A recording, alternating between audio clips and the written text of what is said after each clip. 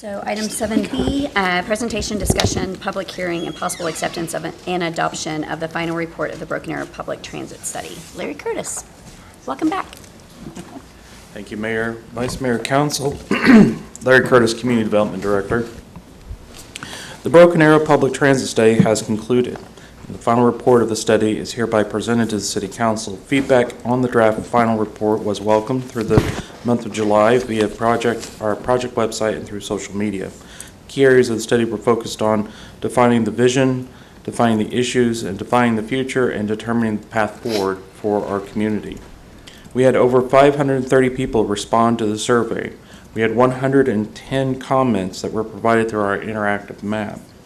We found through this process, 27% of households in Broken Arrow have access to one or fewer vehicles, considering that our community averages roughly 2.2 people per household.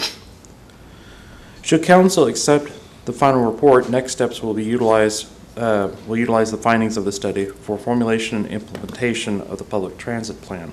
At this time, I ask Jill Gibson to come up and to present the study.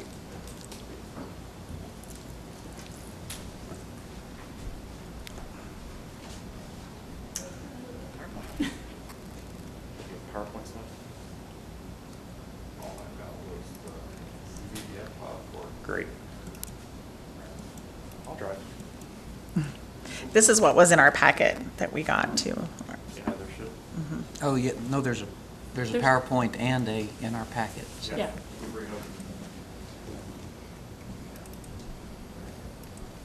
We can read the 62 pages together. I only want to do that once. Thanks, Larry. Well, good evening, Mayor, members of Council. My name is Jill Gibson. I'm happy to be here tonight to summarize the journey we've been on the last 8 months. So first I'll start with the project purpose. So overall, the public transportation study, the purpose was to develop a long-term strategy, really, so thinking about, now but 20 years out, about enhancing public transportation for the city of Broken Arrow. So both for travel within the city, but also from the city, outside the city, in particular to Tulsa. And then we wanted to define a path forward, kind of concrete steps to implement this passenger transportation vision.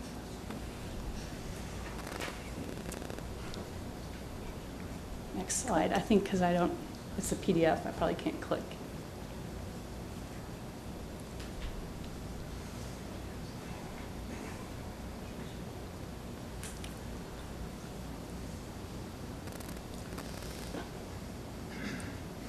Yeah, if you just scroll, there we go.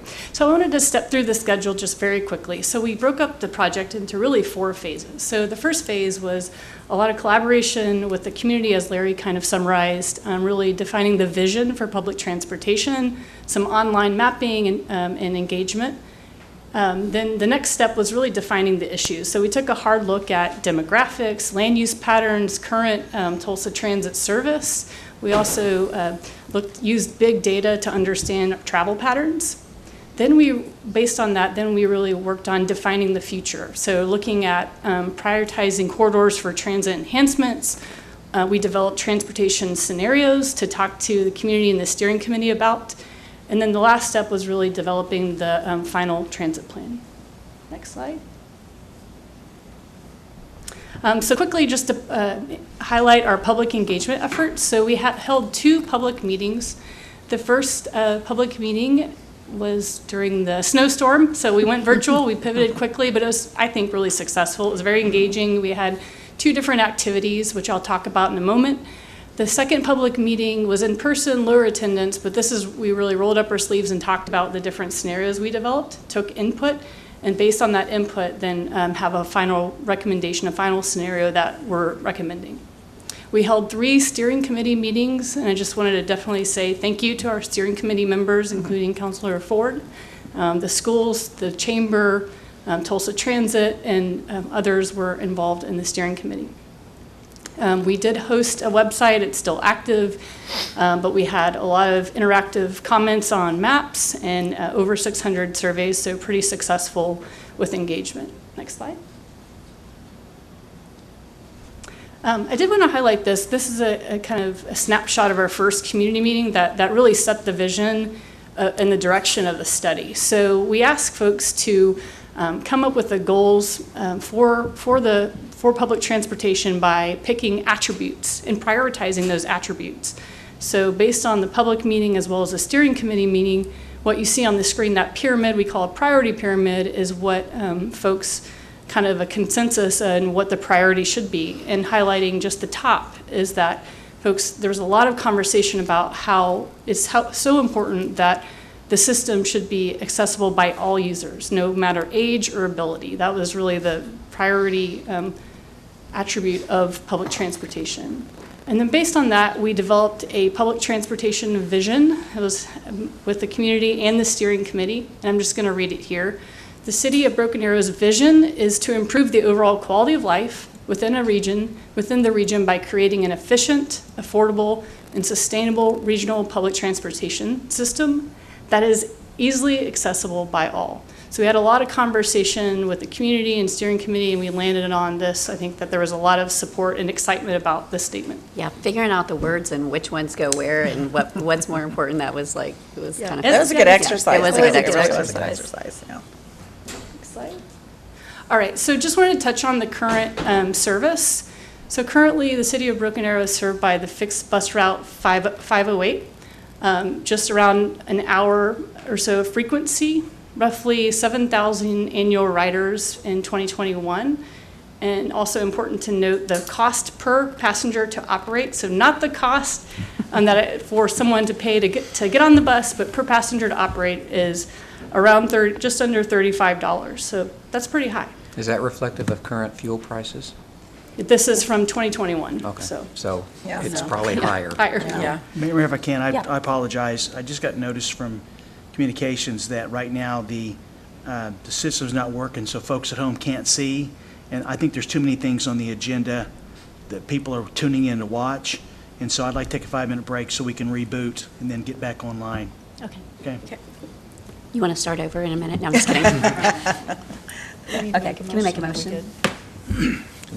Make a motion for. Do we Take need to a make a 5-minute formal recess. adjournment? I'll make a motion for. Yeah, a you can 5-minute entertain a motion recess. for a 5-minute recess. Second. We have a motion and a Thank you, second. Mayor. Roll call. Thank you, council. I'm sorry, who made the motion? Christie. Vice Mayor. Yeah, Vice Mayor Gillespie. Councilor Eden, need a second. Sorry about that, you guys. Don't go, talk amongst yourselves. It's like game off, game on. Okay. Yes. You ready? Call the city council meeting back into session. Okay. We were complaining about fuel prices, I think. Yes, We're where were talking about you? fuel prices. Yes. Once you start over, so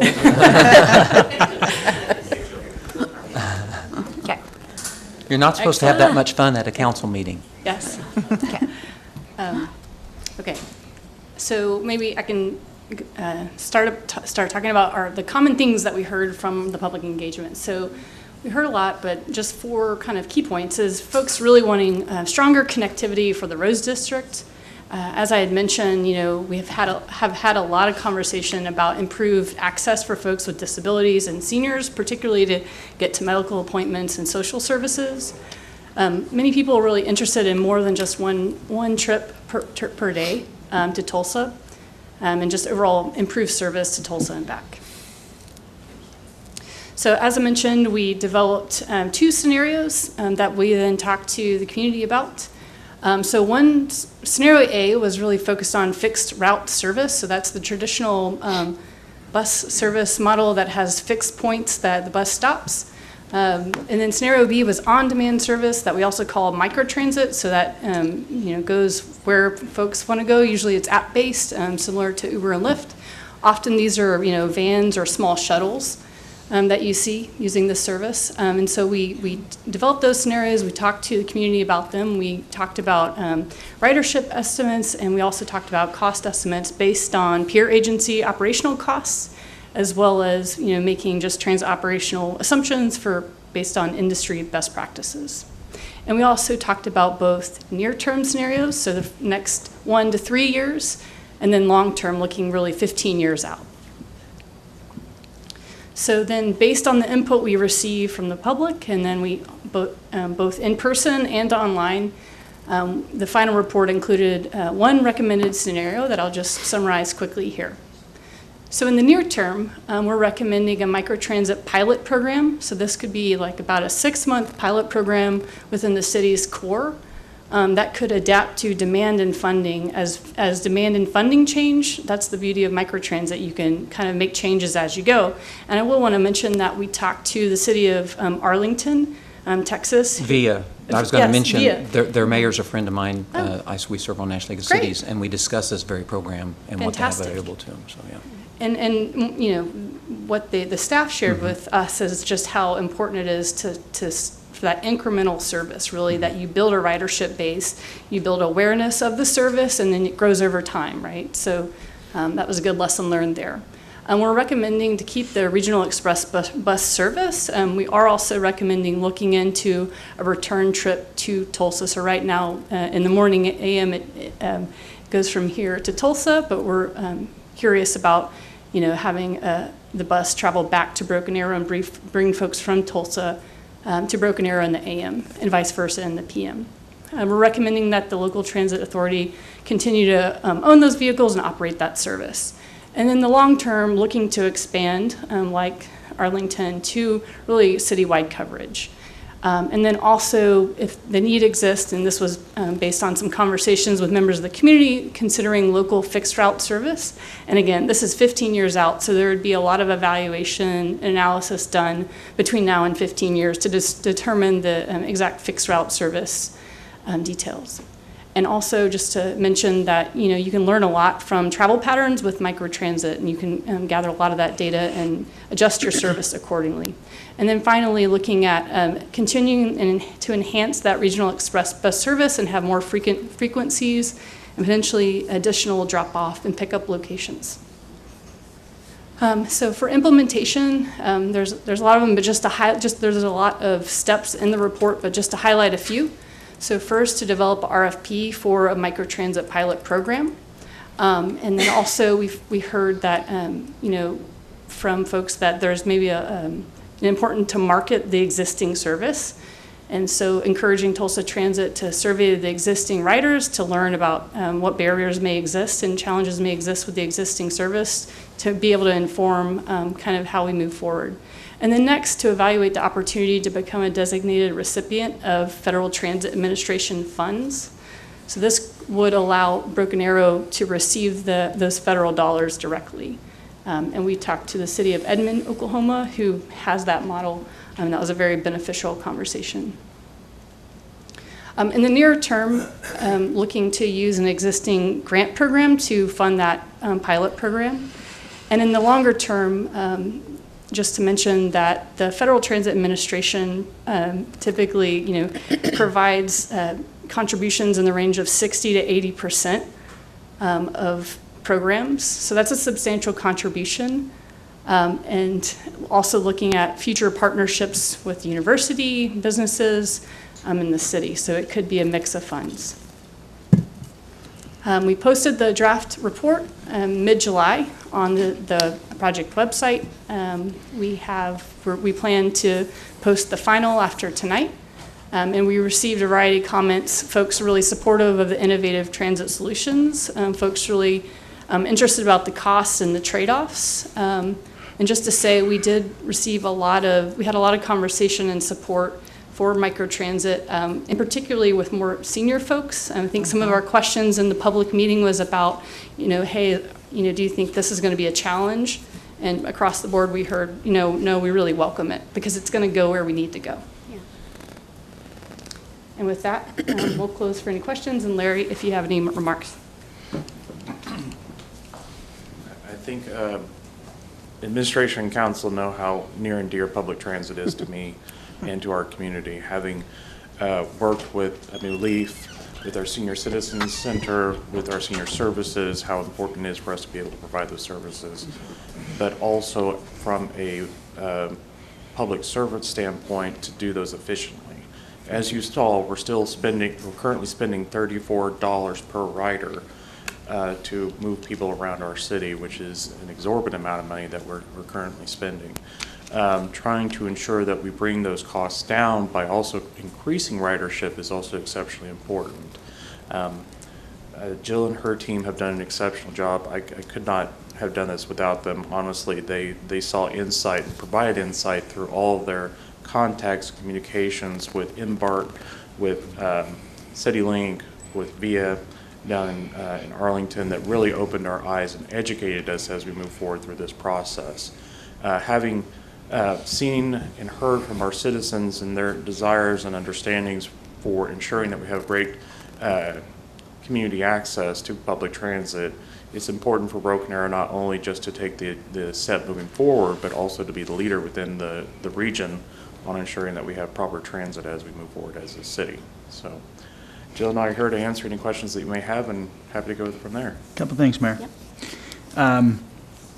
Just a little background here. We got a lot of citizens in the audience tonight, and we have a lot of folks online. I just wanted to mention that I'm so proud of this effort, because when the administration came to you last year and talked about the two initiatives that we felt were going to be important, that were not the traditional concrete and asphalt, two of those, actually three of those, was the Gateways project, which we have movement on. Then it was the program to provide a ridership for those that captured audience within our community, and we're working on the implementation plan. And then you have tonight's presentation. And so I think the council's option is, if you're ready, you could accept the program, but that's just the beginning. As it was mentioned, there still is a lot of work to do with respect to the actual implementation plan, to where we would begin the program.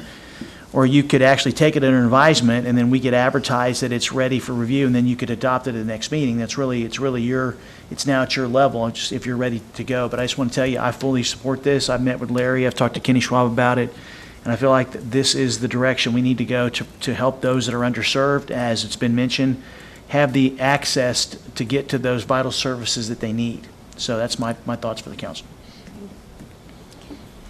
I would thank Lisa for serving on this. This is a topic that's near and dear to me, both from the transportation side and the years of service on the senior board, and watching many of those folks in that particular need range either not being able to drive because they of their physical impairments, or just not having the financial wherewithal to do that, needing to get to doctor's visits and things like that. And developing a bus program that worked kinda in the 80s and 90s, but now with the development of microtransit, that's really the future we're headed to. And so this report, I support that, having a bus line to get us to and from Tulsa, that's important, but I'm even more focused on how we get the people who need it from the door of their home to the grocery store, to the doctor's office, to the post office, whatever they need to do business in. And that's where the microtransit, and that is the future. I think what this tells me is what we've already, and you're seeing nationwide. Arlington was one of the earliest to adopt it, but you're seeing nationwide that this is where it's heading. And I think we need to be in front of that trend, not behind the trend. So, I support this very much. I would be okay with and would make a motion accordingly of adopting this final report, so it can be submitted for finality and publication. Yeah, and so we can get started on it. We don't need to wait. I'm for that. Yes. Would you like I'm to excited. second his motion? Oh, I will second his motion. All right. We have a motion and a second. Roll call.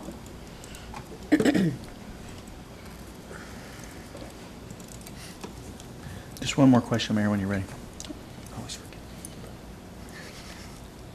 So the implementation, Larry, estimated time, because I know a lot of people are interested in this. So when do you think you'll be ready present it to me, and then we can get it to the governing body, then we'll be ready to roll, literally? So staff will be working internally to move forward with the next steps with the funding that we currently have available in this fiscal year budget, working with our partners that we currently have in place, but also potentially working with new partners. We hope to have a proposal at the beginning of the year for us to be able to move forward with the pilot program, and then also to have a plan in place as we move forward with the entire project. And you're right, there are federal funds available and grants available right now, but I think there's some short time frames for getting those things in, so we want to be mindful of that. Absolutely. Yeah. All right. Passes. Oh, good. Yes. you. You're Thank you. good. Thank you, guys. Thank you.